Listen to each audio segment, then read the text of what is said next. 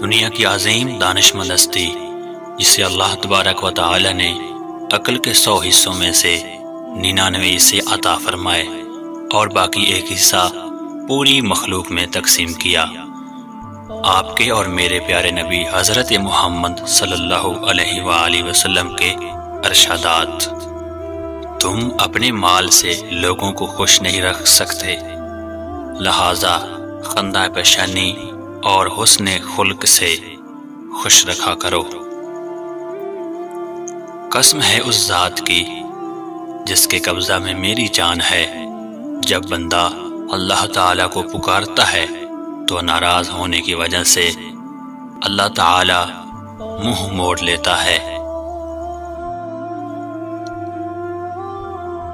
وہ پھر پکارتا ہے، اللہ پھر منہ موڑ لیتا ہے، بندہ پھر پکارتا ہے تو اللہ تعالیٰ اپنے فرشتوں سے کہتا ہے کہ میرے بندے نے میرے علاوہ کسی کو نہیں پکارا، تو میں نے اپنے بندے کی دعا قبول کر لی۔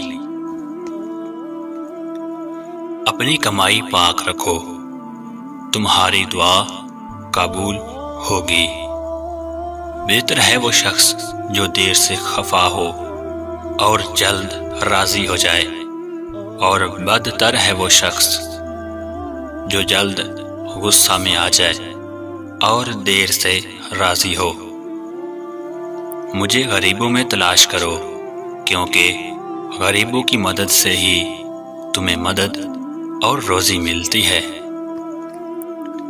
2 بھیڑیے جو ریوڑ میں چھوڑ دیے جائیں اس قدر فساد برپا نہیں کرتے جس قدر انسان کی دولت اور مرتبہ کی حرص اس کی دنیا میں فساد ڈال دیتی ہے، یعنی اس کی زندگی کے سکون کو تباہ و برباد کر دیتی ہے۔ جو شخص اپنے ظالم کو بد دعا دیتا ہے وہ اپنا بدلہ لے لیتا ہے۔ جس نے جنگل میں سکونت اختیار کی وہ علم و عقل سے خالی رہا، جو شکار کے پیچھے لگا رہا وہ غافل رہا، جو امراء کے پیچھے گیا وہ فتنہ میں پڑا۔ جس قدر کہ ان کے نزدیک ہوتا گیا اتنا ہی خدا سے دور ہوتا گیا۔ امید ہے ویڈیو اچھی لگی ہوگی۔ مزید ویڈیوز کے لیے چینل کو سبسکرائب اور گھنٹی کے بٹن کو ضرور دبائیے گا۔ اللہ حافظ و نگہبان۔